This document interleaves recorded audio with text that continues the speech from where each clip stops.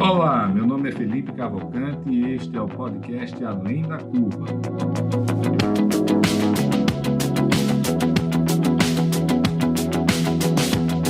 Uma realização da DIT Brasil e da MET Academy.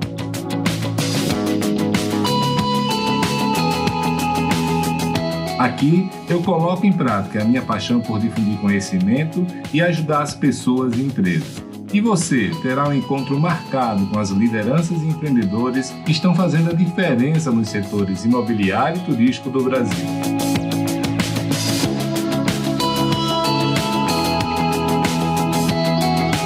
Você já conhece a DIT Brasil? A DIT é a entidade de atuação nacional nos segmentos de comunidades planejadas, loteamentos, desenvolvimento urbano, multipropriedade, time sharing e investimentos imobiliários. Nosso foco é a capacitação do mercado e a geração de negócios para nossos associados. Acesse o site www.adit.com.br e conheça nossos conteúdos, eventos, cursos e missões técnicas. Junte-se a nós, aumente seu network e faça grandes negócios.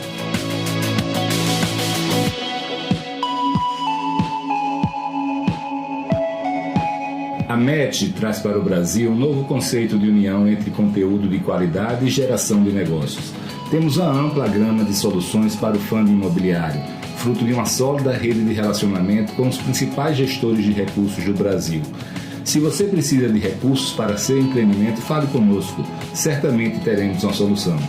Com os serviços de advisory e conselho de administração, as empresas poderão contar com toda a experiência, conhecimento, rede de relacionamento e dedicação pessoal de Felipe Cavalcante para planejar seu crescimento ou para reduzir a curva de aprendizagem nos setores de multipropriedade, time sharing, bairros planejados, loteamentos e complexos imobiliários turísticos.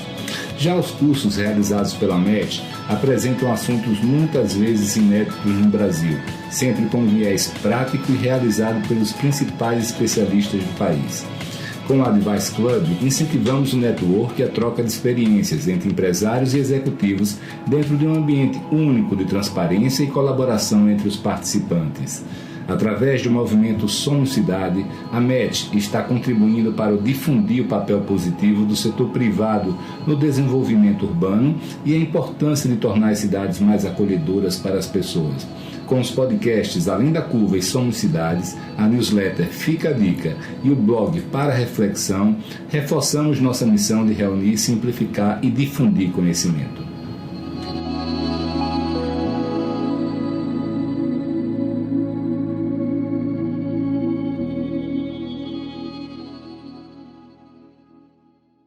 Bom dia, boa tarde, boa noite a todos que estão nos ouvindo. Nosso convidado hoje é meu amigo Kardec Borges. Kardec é de Goiânia e ele é presidente da Comissão de Arquitetura e Design da DIT Brasil. A gente vai bater um papo não só sobre os planos dele para a comissão, né, e para a DIT como um todo, mas sobre esses assuntos, arquitetura, design, urbanismo, né, botar esse papo em dia, né, Kardec? Seja muito bem-vindo. Obrigado, Felipe. É bom demais estar mais uma vez aqui com você. Agradecer o convite. Boa tarde, né? Bom dia a todos.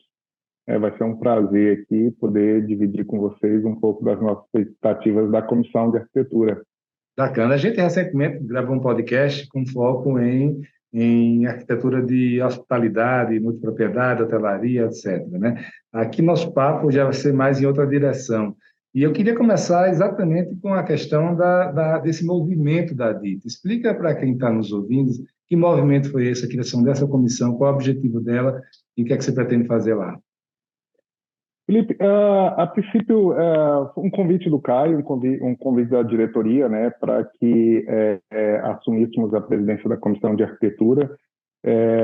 Houve essa necessidade da DIT com a quantidade de profissionais que tinha, né, em vários setores na DIT.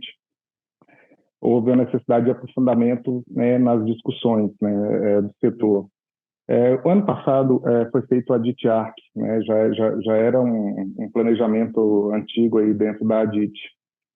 E a gente viu a necessidade de aprofundar mais, né? O Aditiar com sucesso, né?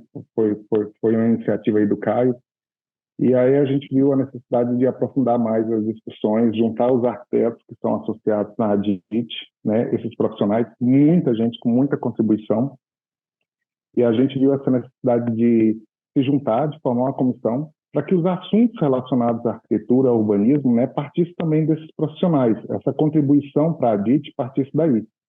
Então, com essa discussão, me foi feito um convite, né, junto com outros colegas, para que nesse primeiro momento eu assumisse essa comissão, né, e levasse, né, para a diretoria, levasse para as outras comissões assuntos, né, que poderíamos contribuir, não só com as outras comissões relacionadas, mas também com a diretoria, o que poderíamos levar em relação aos assuntos abordando as boas práticas do urbanismo, as boas práticas da hospitalidade, as boas práticas de arquitetura, e com muito assunto, com muita inovação, com muita coisa para ser colocado, a gente vem agora trazer essa contribuição. Cara, e fora o evento, a DITIARC, o que mais você está planejando fazer? Nós levamos, num primeiro momento, algumas ideias, né, que foram bem-vindas aí e que também serão complementadas pelas outras comissões, né? As visitas técnicas, as visitas orientadas, direcionada para cada setor, né? Vocês acabaram de vir de uma viagem bacana que envolvia, né, urbanismo, arquitetura, fantástico aquilo ali. A gente sugeriu também as viagens voltadas para a área de hospitalidade também. Outra coisa interessante, né, essa capacitação e essa troca, né, dos profissionais e dos empreendedores, investidores da área de hospitalidade. A gente sugeriu a divulgação, não seria divulgação, mas a edição de livros e manuais, né, a gente tem muita coisa bacana feita no Brasil que acaba se perdendo, né? Uma das necessidades, quando a gente começou a discutir, a falta de referência de bons produtos, às vezes a gente não tem bibliografia a respeito disso. A gente sentiu muita dificuldade nisso, quando a gente foi tentar buscar algumas informações em cursos que a gente deu lá atrás, né? E aí a gente viu que a gente tinha muito case, algumas ideias implantadas, e a gente não viu isso em bibliografia nenhuma. E quando a gente ia buscar informação sobre esses casos, Felipe, era interessante que a gente via falar muito mais mal, casos de níveis da imprensa, do que o lado bom, né, desses empreendimentos que foram estabelecidos. Então, a gente sentiu necessidade de trazer isso. A gente tem conversado sobre um livro contando um pouco dos primeiros bairros turísticos planejados no Brasil. Tá?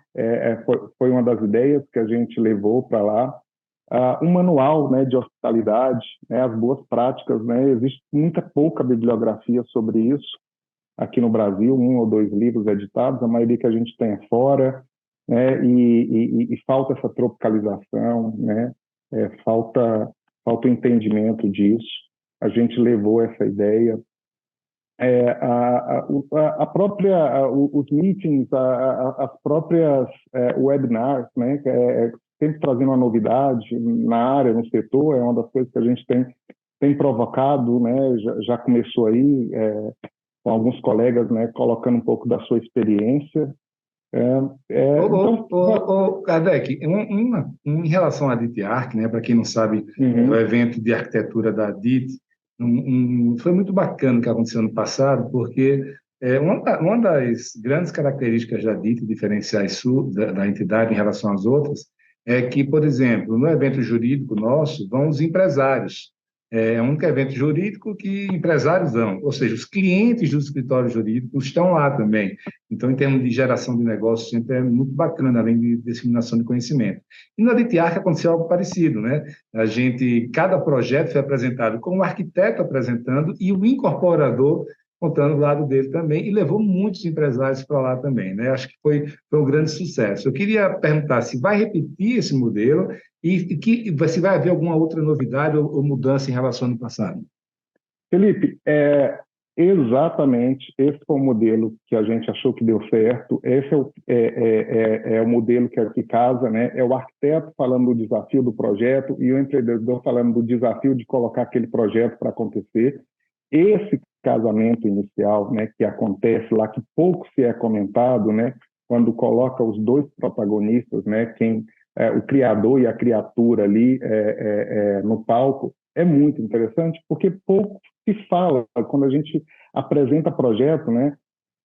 Ou é arquiteto falando para arquiteto, na maioria das revistas especializadas, e aí você tem um olhar muito romântico sobre o processo, né? Eu me lembro que eu e você, a gente, independente da ADIT, né, a gente batendo papo É, pessoalmente, antes do ADIT Arc, né, tinha muito essa preocupação, né, tanto você quanto eu, né, de não repetir isso. exatamente.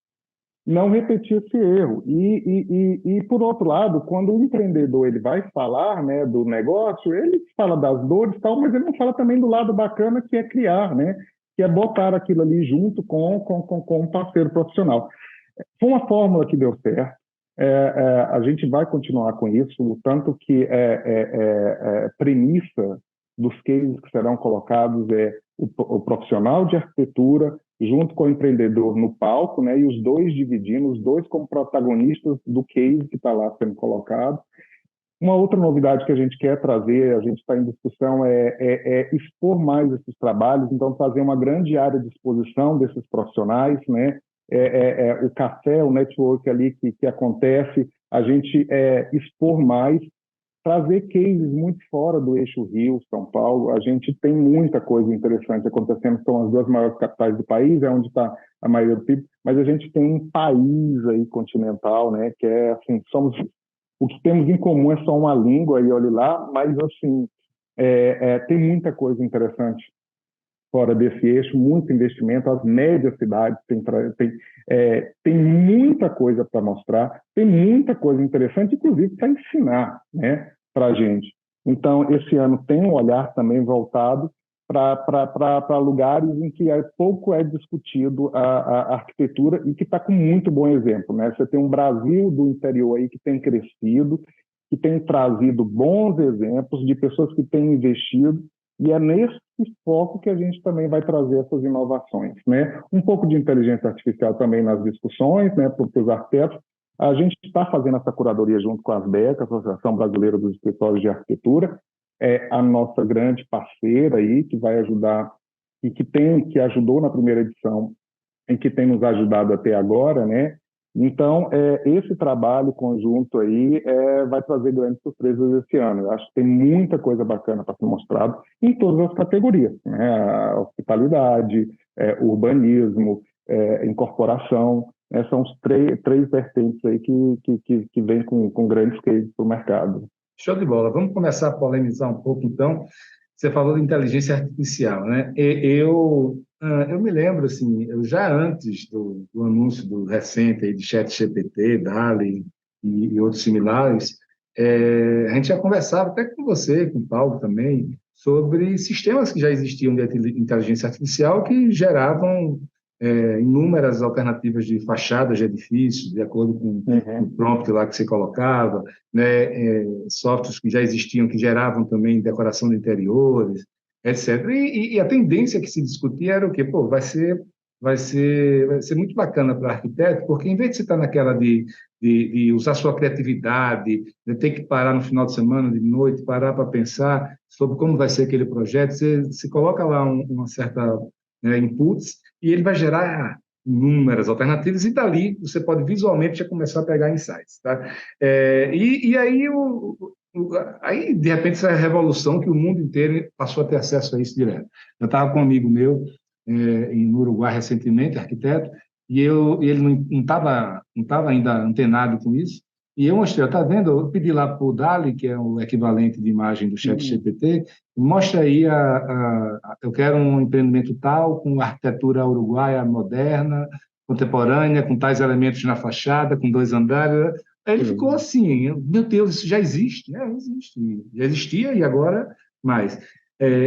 Qual é o discurso, qual é a conversa no meio arquitetônico? Tá? Existe um receio, porque eu acho assim, hoje já está assim, daqui a 10, 20, 30, 50 anos, não tenho dúvida que vai estar muito mais afinado. Né? Existe um receio de que os arquitetos podem perder espaço para a inteligência artificial? Felipe, para tudo que é novo existe um receio, né, em todas as áreas, né, não só para arquitetura, né, seria o direito, várias das áreas sendo colocadas. Essa é a emoção do momento, né, de inicial. Mas se a gente entender que é uma ferramenta, tá? E aí é como você trabalha a ferramenta, você vai entender que ele adianta um processo. Ele não é o processo, ele não é você. Você fazer um projeto, né, vai muito mais além dessas considerações técnicas que a gente está colocando aí. Tá? Você não faz arquitetura simplesmente, eu quero uma casa assim, assim, assado. Existem outras coisas, outros controles de processo, né, que nós, arquitetos, e seres humanos dominamos, que a máquina não domina. Tá? Para aquilo que é rápido, que é fast, ela pode até resolver em determinado momento. Mas eu não sei se o processo do construir, o processo de organizar, né, um projeto, só ela por si só basta. Tá? Então, existe um entendimento, existe um feeling, existe um processo de sensação. Eu prefiro acreditar, né, como já estou usando. Então, assim, o nosso escritório a gente está testando, já faz parte do nosso processo, a gente já vinha com teste.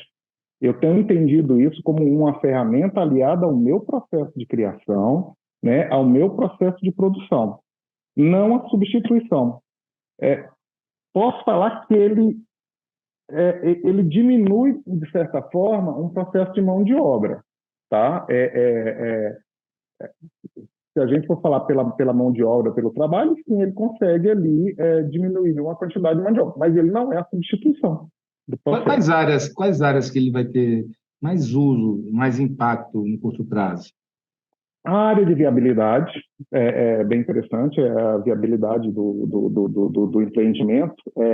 Isso é uma coisa que está muito adiantada e já vai adiantar mais. Então, estudo de viabilidade, aliado a outros programas, né, a outros processos antes a gente ficava ali só a viabilidade do estudo de massas, do negócio, depois se juntava com outros processos de outros profissionais para você construir. Eu acho que isso vai estar muito mais interligado, já está, não acho, ela já está interligada. Então, você se ganhou tempo para a tomada de decisões. Isso facilita a tomada de decisões. Não que o resultado de lá seja melhor. Se você está falando em números, né, eu falo que nem sempre o máximo de um potencial do terreno é o melhor negócio que possa ser estabelecido, porque tem outras variáveis que você toma a partir daí. Né? Mas eu acho que são processos que já adiantam e já te dá mais um espaço para você tomar uma decisão mais rápida. Eu acho que essa é uma das situações. Eu acho o tratamento de imagem, né, mais rápido, para que você tome decisão sobre determinadas escolhas estéticas a respeito do edifício. Isso ajuda, já está ajudando bastante em relação a isso, ao tratamento, a forma de apresentação, mas são as formas que estão ali. Agora, quanto à decisão de produto, né, a não ser aquele produto engessado que você já tem no mercado, e isso aí ele te dá automático, eu acho um pouco difícil que venha algo tão personalizado, porque a máquina, se a gente entender a inteligência, ela trabalha sobre fórmulas já existentes. Né? Tudo bem que aí vão discussões, mas esse processo da inovação, né, talvez essa máquina vai funcionar por um empreendedor repetidor de fórmula, né? Aquele que ele só lança aquilo que o mercado já criou. Isso está bacana, está interessante, nada contra quem faz isso. Mas para quem inova, né, eu acho que ela vai ser só uma ajuda. Tá? Para o repetidor de fórmula, Felipe, para aquele que já tem, né, para o empreendedor que já faz aquilo que outro inovou, né, e o mercado nosso da construção civil, ele é dado, ele é fadado a isso, né, ele repete as fórmulas que já estão ali pré-estabelecidas, né? Até que alguém vai lá, quebra, inova e vai todo mundo, o efeito manada vai lá e copia e coloca aquele produto no mercado. Eu acho que para esse profissional, pode falar. Não, a minha dúvida é a seguinte, para o mercado, você falou da incorporação, algumas dessas coisas a gente carrega aí para incorporação, né? Falou da arquitetura, algumas coisas a gente carrega para incorporação.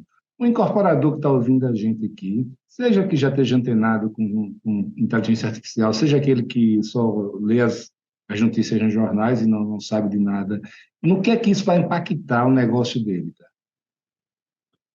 Felipe, como eu já adiantei, a tomada de decisão, né, hoje sobre o negócio, ela é muito mais rápida. Tá? A negociação sobre áreas, né, de lançamento, a informação sobre que produto vai ser colocado no mercado, né, isso está muito mais rápido. Né? As agências de pesquisa linkada com a área de viabilidade, tudo isso avançou muito. Então, o que se acelera nisso? A tomada de decisão. E a gente sabe que nessa área o tempo é extremamente importante. Se você não lança, outro lança e ganha tempo.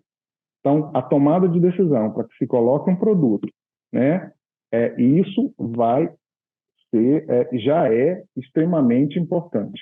Né? O tempo, num país em que a burocracia já emperra muito o lançamento, então, essa tomada de decisão, um tiro de largada muito rápido, é importante, né, para que você lance o produto ali. Então, pelo menos essa base, que antigamente você tinha que esperar o tempo de uma pesquisa, né, fazer uma análise do que você tinha ali, para poder você pensar o produto, essa informação te chega muito mais rápido. Eu acho que esse, para mim, é um grande ganho a partir daí. O segundo momento, a interação do produto, você conseguir ver, enxergar o que você já tem, né, lançado. Se você, claro, é um inovador, a partir daí também já te dá mais subsídios para que você crie, né, a partir do que já está lá, você aprimore o produto. Senão, você se torna um mero repetidor de produto. Cara, e outro assunto que eu queria falar é sobre fachadas de edifícios. Né? Não sei se você percebeu, mas eu ando meio é, fissurado nisso. E durante muitos anos eu estudei urbanismo, né, continuo estudando, mas nos últimos meses, né, eu meio que assim fiquei decepcionado assim com a mesmice das fachadas no Brasil, né? Aqueles edifícios sempre quadrados ali, retangulares, mais ou menos. Assim, você foi para uma cidade brasileira, você viu todas, né? E é interessante, por exemplo, eu fui, fiz missões técnicas agora para a Áustria, para a Holanda, fui para Londres, Paris, Miami. Cara, o que está acontecendo lá fora de coisas, especialmente na Europa, Estados Unidos bem menos, né? Estados Unidos é muito aquele modelo meio Chicago, Nova York, Miami, espelhado, muito vivo.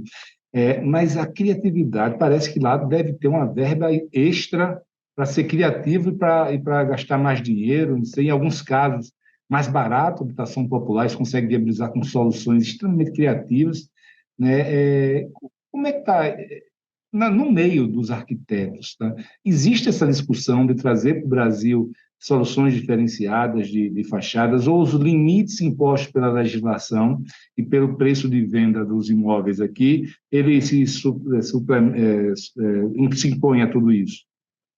Felipe, vamos lá. Eu acho que a legislação ela ajuda bastante a você não desenvolver, não ser inovado, mas eu vou para um outro lado. Desculpa a colocação, mas a maioria do incorporador brasileiro ele é mal formado ou ele é mal informado.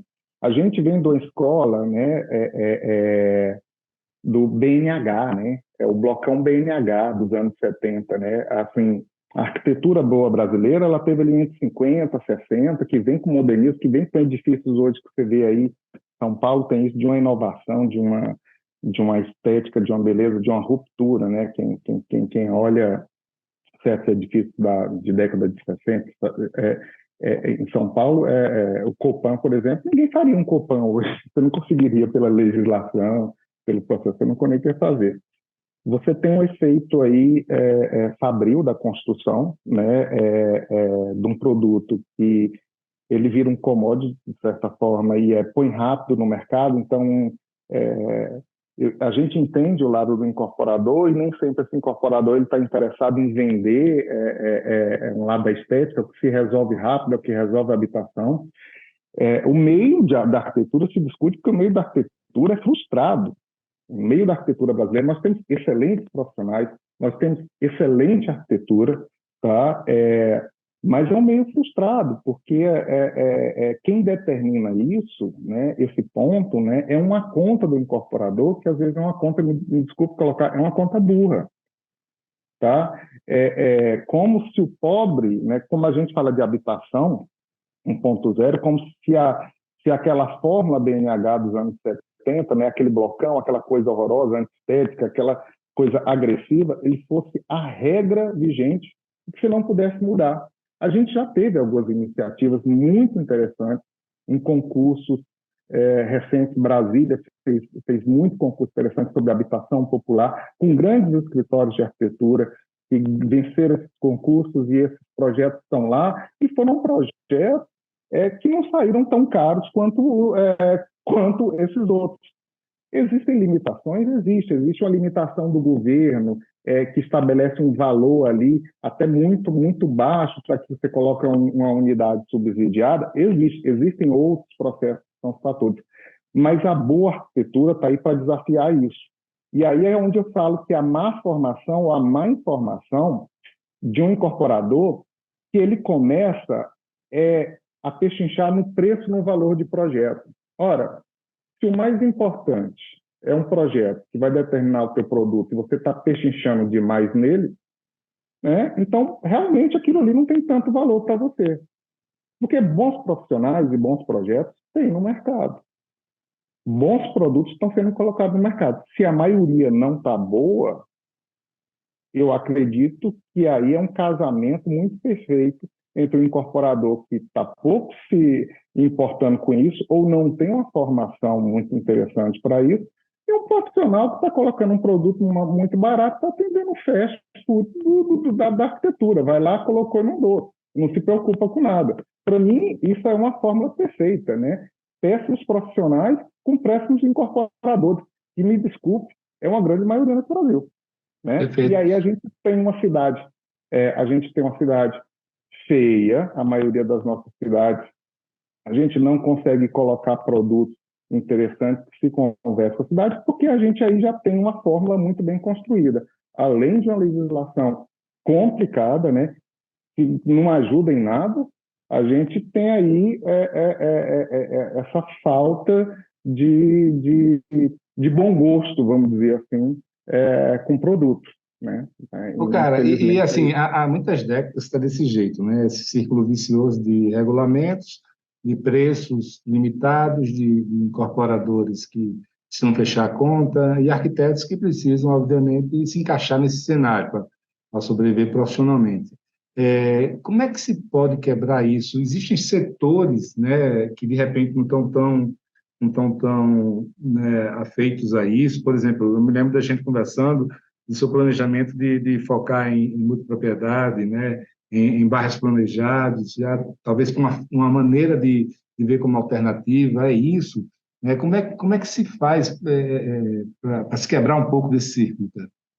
Felipe, sempre vai acontecer alguém que vai quebrar. E é esse cara que quebra, que inova no mercado e depois o efeito manada vem. Então, vamos lá. Algumas coisas melhoraram. Né? A gente parece que o discurso é geral, mas alguns produtos melhoraram. Eu moro numa cidade que tem prédios ruins e prédios muito bons, de arquitetura boa e arquitetura ruim. São Paulo tem um processo. Vamos lá, para a gente pegar, por exemplo, um cara como os Árvores, né, da Ideias Árvores, que lá atrás fez um movimento, né, que resolveu trazer arquitetos renomados para fazer uma arquitetura até então sobre o domínio de uma arquitetura neoclássica, né, de grandes incorporadoras. Esse cara foi lá, bateu em predinho e tal. Ele criou ali um movimento com várias pessoas em volta, né? Outros sonhadores falaram, é possível, a gente vai lá, jovens foram, e começa a se mudar um processo de produto. Você sempre tem que ter o primeiro, você sempre tem que ter o inovador, porque o efeito do mercado é isso. Quando a gente vai falar da multipropriedade, o que a multipropriedade está passando hoje em relação ao produto é fantástico. Porque alguém lá atrás entendeu uma fórmula, que era repetir um condomínio. O mesmo condomínio que o cara morava, ele saía e ia tirar férias no mesmo condomínio com a mesma cara. Né? Era uma questão, não tinha nada de errado, era uma questão de momento, era uma questão cultural, era uma questão de visão, e era aquilo que aceitava. Né? Os tempos mudam, os comportamentos mudam, as pessoas acessam a informação, as pessoas começam a entender o que é férias, o que né, o que é feito lá fora, o que vem, né? A internet ela popularizou essa informação, isso é muito bacana, e as pessoas começaram a comparar, né? E quando você tem um processo de comparação e alguém vai lá e lança um produto, esse é o processo da escola. Você tem que ser o primeiro que paga o preço por isso, né? Mas essa é uma quebra de cadeia que está acontecendo e que é muito empolgante em todos os setores, né? O urbanismo brasileiro está fazendo isso muito bem. Você tem acompanhado isso aí de certa forma. Alguém foi lá, fez um processo diferente, alguém demorou 20 anos, né? Pedra Branca foi ali, fez um negócio, né? Demorou 20 anos, as pessoas foram vir. Isso é um processo, às vezes é lento, mas é gradual. Mas sempre vai ter um que se arrisca. Eu acredito que a educação e a mudança do mercado é isso. E outra é a competitividade. Você quer ver um exemplo bacana quando a gente fala o que é mudança de produto? Pelo menos eu moro numa cidade em que o setor de incorporação é altamente competitivo. Goiânia é uma cidade competitiva. Uma das Incorporador mais que sofre. competitivas do Brasil. Exato, o incorporador que sofre pra caramba. Se a gente vai falar antes do boom de 2008, né, ali da incorporação, você tinha produtos que era colocado no mercado, só tem isso, você compra isso e está tudo bem.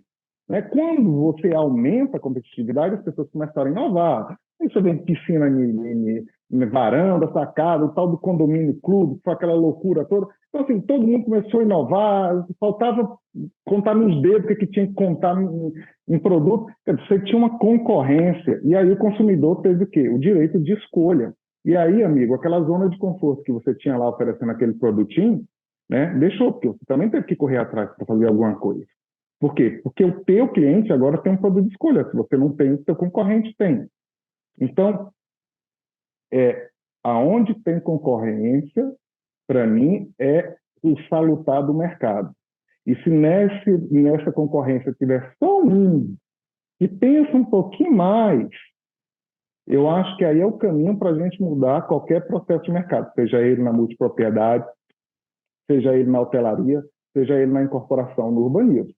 Né? Sempre um vai mudar à esquerda, e aí eu acho que esse é o efeito que a gente reza para que aconteça, mas já está acontecendo em alguns casos, esse efeito manada aí, de bons exemplos.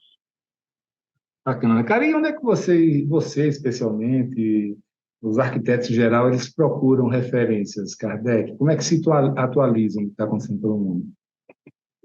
Felipe, assim, existe um desafio de você fazer uma leitura, nem tudo que está lá fora é interessante para a gente aqui dentro, no Brasil. Tá? A gente também tem muito boas referências internas aqui também. A gente, quando você está falando de fachadas, tal, existe um custo de fachada, boas fachadas também, hoje no Brasil, é muito caro. A gente é um país com a industrialização nessa área bem precária. Então, o acesso ao material no Brasil não é tão fácil quanto você tem em outros lugares. Na Europa, o material e os equipamentos são muito mais baratos. Exatamente. Nós também temos um sistema construtivo bem arcaico em relação ao resto do mundo. Né? Você tem um sistema construtivo mais industrial, né? Onde o sistema de montagem de fachada, o processo é outro, é mais rápido. Aqui o incorporador ele tem que levar uma conta aí muito grande. É por isso que assim, a gente quer bater, mas não pode nem bater tanto no coitado, porque existe o outro lado ali também, né? Que o cara fala, deixa eu resolver logo com a pintura zona aqui para entregar, porque existe um outro custo. A gente tem um método ainda primário de construção, né? A gente ainda bota tijolo por tijolo, tem que fazer. Você imagina esquadro de fachada, você imagina, né, o reboco de um prédio de 20 andares ali para.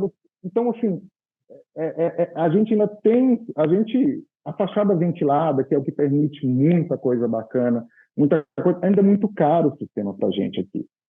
Tá? Então, em termos de tecnologia, a gente é um pouco atrasado em relação a isso. E quando a gente quer aplicar esses materiais, existe um custo muito alto, tá? Porque, infelizmente, a gente tem um processo da indústria que não acompanha, tá? Esse processo. Tem se melhorado? Tem. Né? E tudo que tem demanda, né, você melhora preço.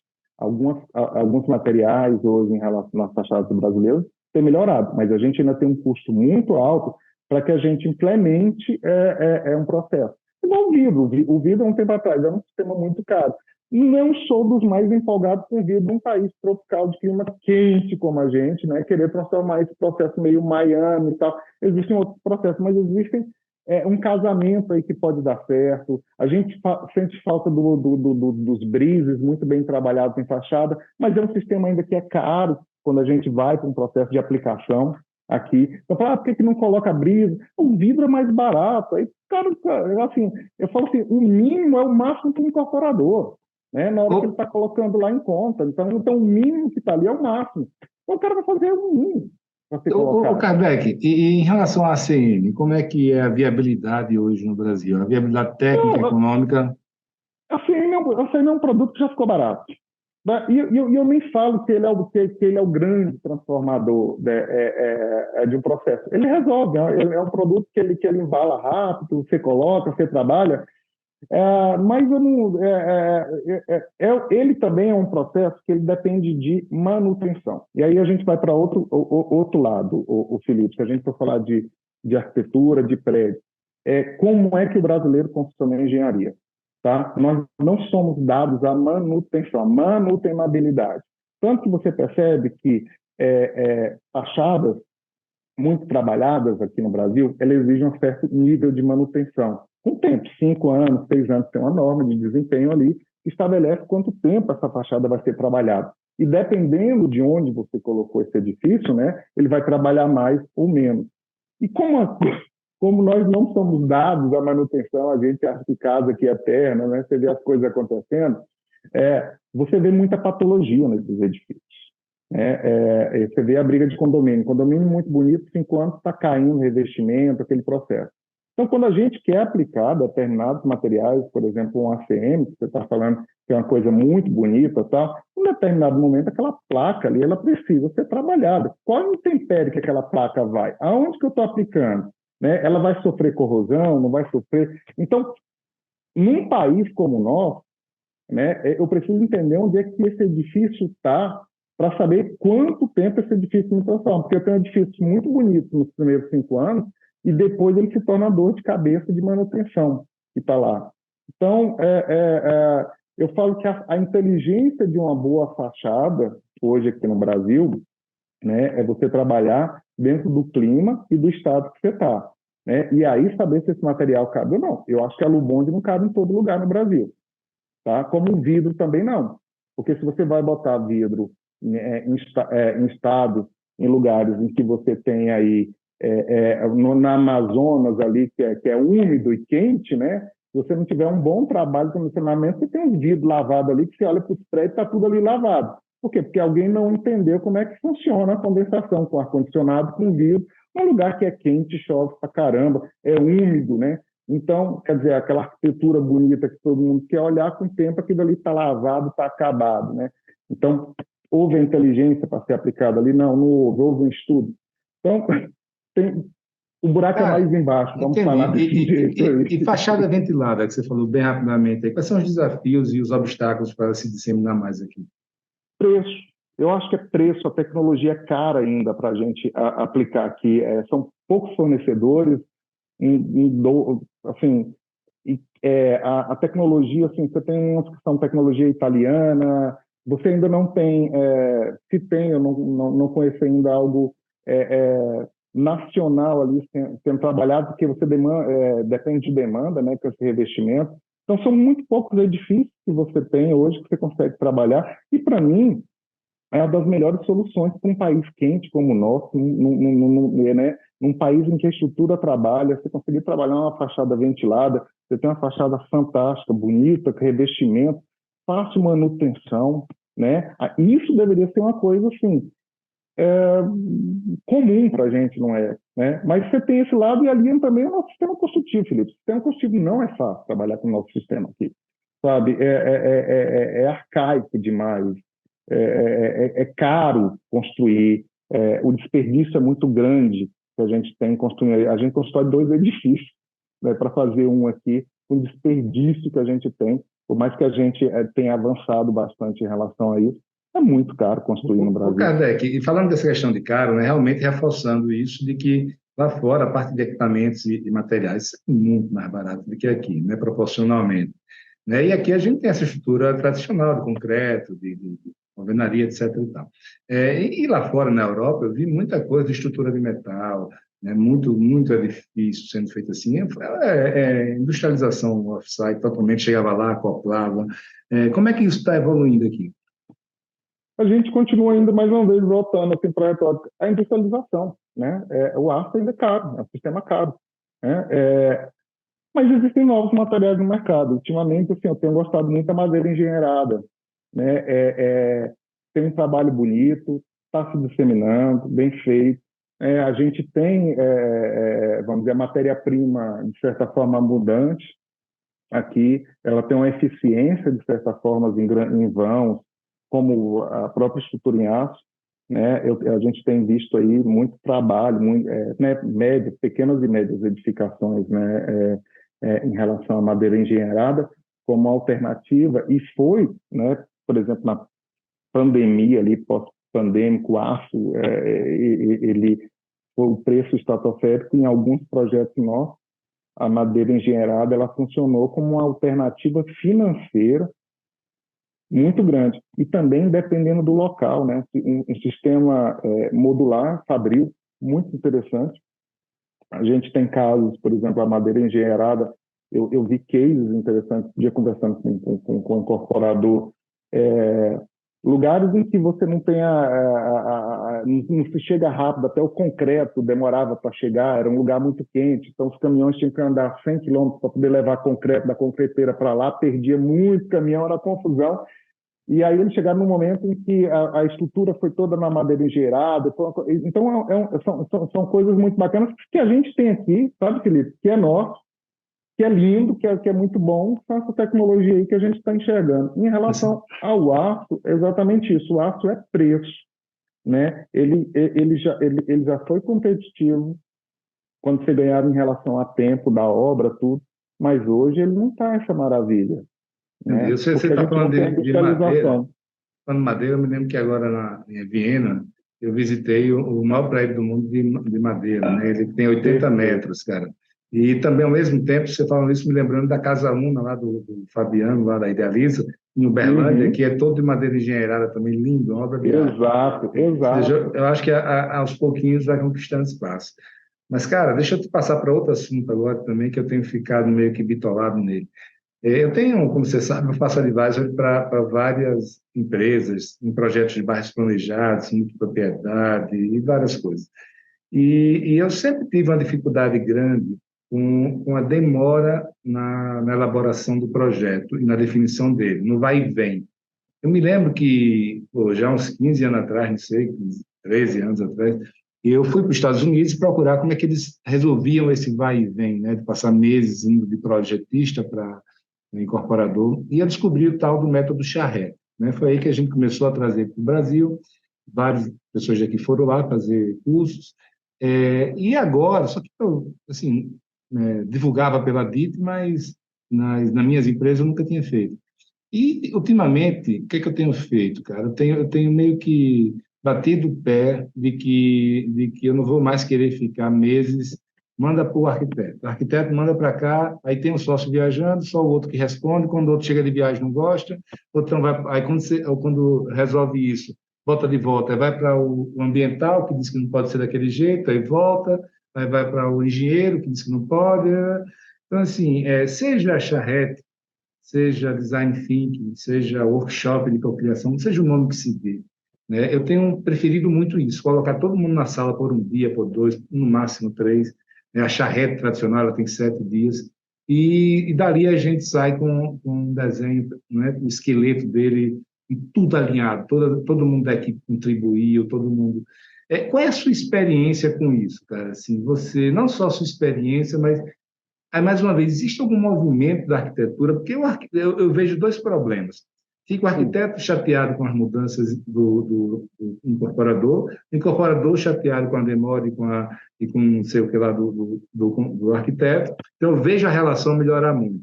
Tá? E a segunda é, efetivamente, você vai ali, passa um dia, passa dois, não sei, mas não tem tanto retrabalho depois. Essa é a mesma visão dos arquitetos. Os arquitetos também pensam assim ou não? Tem algum ponto negativo que eu não Não, vejo? não, são dois pontos, né? Eu já enxergo isso em dois pontos diferentes. Vamos para o primeiro ponto, quando existe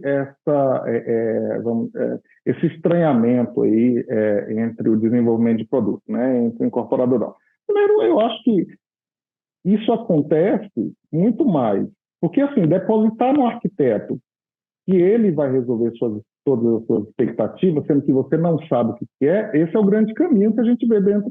O cara não sabe direito o que ele quer, ele joga para o arquiteto resolver aquilo, o arquiteto, teoricamente, acha que entende e devolve para o cara ainda não estou bem assim, aí meu sócio não gostou.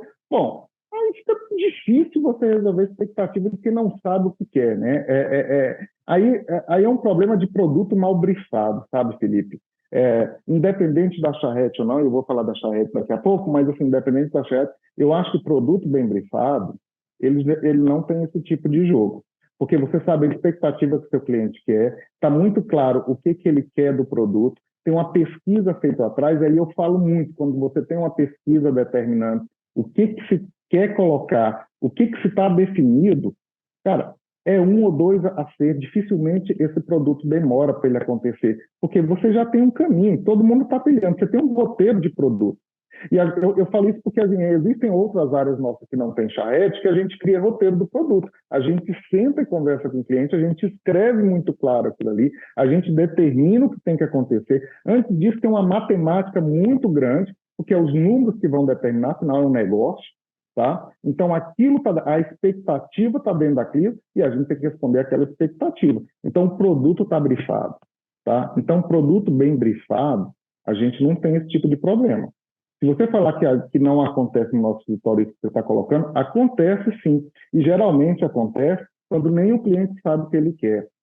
Sabe? É aquela história quando você abre a geladeira à noite, não sabe, está com fome, não sabe o que quer comer, mas sabe que está com fome. É um pouco disso que a gente sente. O arquiteto fica muito frustrado, porque aí eu já acho que é depositar demais no profissional, que o papel nosso nada mais é do que traduzir esse processo. A arquitetura é tradução, né? Você Então, sabe, meu papel é traduzir. Eu posso até ter conhecimento e me envolver no negócio do cliente em outras áreas, porque aí tudo bem, é um plus, essa é a minha vivência e tal, mas minha função única e exclusiva é traduzir o que se pressupõe ser uma inteligência do negócio do meu cliente. você sabe, deixa eu só contribuir aí.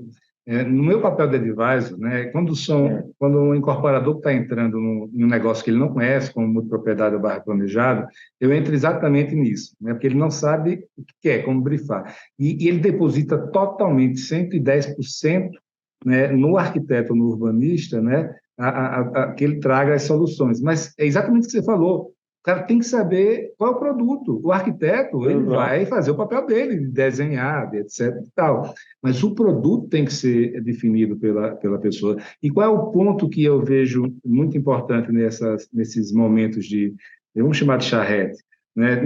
É que é esse alinhamento entre toda a equipe sobre qual é o produto. E em tempo Exato. real, com o arquiteto presente, falando das limitações e alternativas e dando visualização para as ideias. Porque Ah, em todos os lugares que eu fui hoje, em todas as empresas que eu já atuei, eles disseram que nunca tinha havido um momento como esse, está todo mundo sentado para discutir um produto, tá? é um Marketing momento muito bonito. comercial, e ele sai de Exato. lá, outra empresa, sai, Felipe, eu acho que a charrete, assim, pressupõe que você pega os melhores do time para criar um produto. Aí você tem uma conversa com uma direção única, que é o correto, esse é o brifar. Só que uma coisa é mais rápida a contribuição. Eu acho que a charrete é o processo mais rico que tem para qualquer produto, né, para criação. Não é a história do comitê, né, que a gente fala que o camelo é um cavalo feito por um comitê, né? Porque o camelo tem tudo de bom, mas é o bicho mais esquisito que tem, né? Porque o comitê, cada um levou ali um ponto, não tem o erro. Não, não é isso. É você trazer ali gente com ou sem experiência, né? Para construir um produto, mas para te determinar um norte, né? É claro que aquele produto que sai da charrete, ele ainda sofre, vamos dizer assim, determinados pequenos alinhamentos, mas você tem uma expectativa ali né? O tempo que você teria para um produto que demoraria, porque você faz, aí o marketing vai, aí se é daquele cliente que contrata por última agência, né? Vem o cara para dar o pitaco, mas o prédio é rosa, agora eu quero ele curta cor, e você volta e é um trabalho que vai e volta porque não botou as pessoas para pensar o produto. Charrete, para mim, é o produto mais inteligente, é a forma mais inteligente de você construir o produto. Ela é democrática, tá? E ela alinha as expectativas de todos os envolvidos. A gente já participou de várias charretes aqui no escritório, é sempre um prazer, e é um prazer também que você traz a visão de colegas, né? Quando existe essa colaboração nossa com o trabalho de outros colegas, quando a gente é convidado, né? E não existe nada de errado nisso, pelo contrário, é sempre uma honra.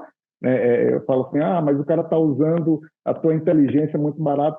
Não é aí que ele vai usar, mas uma forma de colaborar, porque em algum momento esse colega também vai colaborar comigo, é uma excelente troca, melhoramento de produto, quando você bota os melhores que estão em volta para discutir. Charrete é algo que deveria ser pré-requisito de qualquer produto, qualquer projeto. Quem é inteligente sabe, quem é inteligente vai saber usar muito eu bem a hoje charrete. não consigo me ver participando da elaboração de um produto imobiliário sem esse Não tem momento. como, Felipe. Não vejo como. Não tem como, porque assim, olha o tempo que você ganha quando você traz marketing, quando você traz atendimento, quando você traz venda, quando você traz a engenharia, você traz os projetistas. Olha o tempo que você ganha, porque todo mundo ali está dentro de um processo. Você levanta problema, você tem solução ali do lado. É inteligência, cara. E quando sai dali, sai todo mundo totalmente alinhado, entendendo como é que chegou aquele produto, as limitações envolvidas, os racionais por trás. Né? Isso é inteligência. Eu sempre falo, o melhor produto de fado ele sai dentro de um processo da charrete. Se for bem conduzida, né? Porque assim é uma especialidade para fazer uma charrete também, né? Você tem que ter ali quem saiba conduzir muito bem o produto, porque senão, se não souber conduzir também, por outro lado, você vai sair mais perdido do que quando entrou, né? Se tiver. Então, saber fazer uma charrete, para mim, também quem sabe conduzir isso, e acho que você sabe, tem outros profissionais aí que sabem muito bem trabalhar isso, é o melhor ganho. Qualquer empresa hoje de inteligência já trabalha e deve trabalhar isso muito bem. Show de bola. Irmão, queria te agradecer, já estamos chegando aqui ao final, deixar esses últimos minutinhos aí para você. Qual é o assunto que você quer falar, cara? O que você quer compartilhar com a nossa turma aqui? Felipe, eu que agradeço o convite. Assim, hoje eu estou assim, num momento assim, bem bacana, assim, de namoro com a DIT, feliz da vida de estar podendo contribuir com a entidade que eu acredito muito, sempre acreditei, porque é uma associação que existe uma troca, né? E a gente sempre fala, é uma troca verdadeira. Eu queria convidar os outros colegas que estão aí, que ainda não participam, para vir para dentro, para participar de um movimento que o objetivo é mudar assim, a forma como a gente está entregando os produtos no Brasil, sabe? Eu acho que é um momento ímpar. Poucas das vezes nós profissionais tivemos as oportunidades que a gente está tendo, né, de estar com quem paga a conta, vamos dizer assim, né? Educar de uma forma muito muito interessante, né? Não é bater, mas é educar, trazendo essas visitas técnicas, produzindo manuais, né? Essa é a melhor contribuição, né? Daqui a pouco a gente não precisa ficar lá sentado apontando o dedo, não. A gente fez uma grande parte por esse país. Você fundou um processo que eu acho super interessante, que é educar, né? Se a gente quer mudar, né, não vai ser apontando o dedo, né? Vai ser com bons exemplos, e eu acho que a DIT tem esse caminho muito bacana. E para boa arquitetura, para os bons arquitetos, para os bom profissional, essa é a casa, tá? Porque ali é a oportunidade da gente mostrar o que tem de coisa boa sendo feita, né? Tem a oportunidade também de mostrar o que não deve mais ser feito, né? O debate é amplo, né? É democrático, e é calcado na realidade, né? Não em na teoria. realidade, exatamente, Felipe. Para mim, eu estou muito feliz e agradeço muito, e quero me empenhar muito esse ano para que a gente entregue uma DIT Arc aí a segunda edição histórica. Show de bola, meu amigo. Valeu, parabéns, cara. Sucesso, eu sei que vai ter muito sucesso. Com esse seu ânimo, vontade aí de compartilhar, não tenho dúvida que vai dar tudo certo. Grande abraço, hein? Obrigado, Felipe. Eu que agradeço. Um abraço.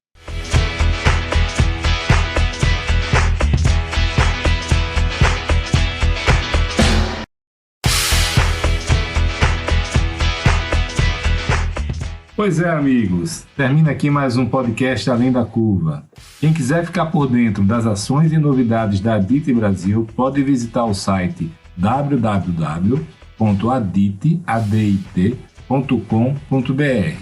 E quem quiser conhecer mais sobre os grupos Mastermind e as soluções de funding da Match Academy, pode acessar o site www.matx.com.br.